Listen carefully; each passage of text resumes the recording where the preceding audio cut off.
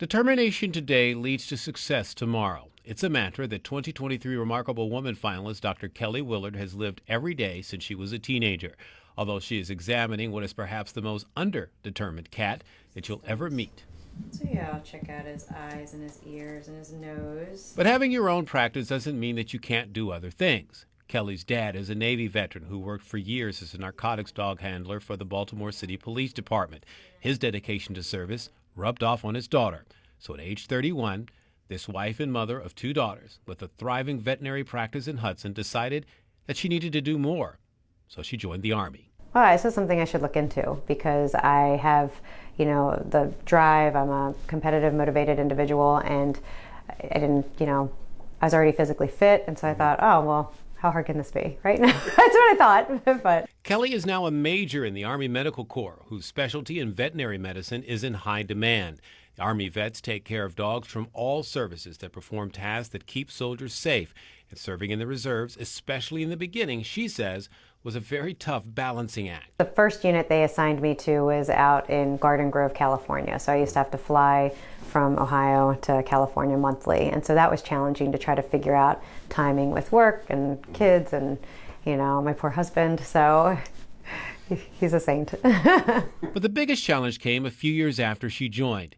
It wasn't that long before she was called up to go to Afghanistan, leaving her family for a year of active duty. I was sad to leave, but I was also really looking forward to the opportunity to finally help make a difference or be a part of something and help these dogs, which is ultimately helping the handlers and, just the soldiers in general. Military dogs save lives. In Afghanistan, they were crucial in finding explosives and weapons and defending soldiers that walked into harm's way. They may get shot at first. I mean, there was one mission where there were 7 Rangers out there, and there were 2 Ranger dogs that were there. They're called MPCs, multi-purpose canines, and one got shot, but then everybody knew where the bad guys were, basically, and so 7 Rangers were saved that night. And it is the bravery of these dogs and their handlers that has inspired Kelly to become an advocate for care for military dogs. That's why Hudson Veterinary is a partner hospital with Paws of Honor, a nonprofit that helps provide veterinary care for retired military and police dogs. But then once they retire and they go to live with one of their handlers,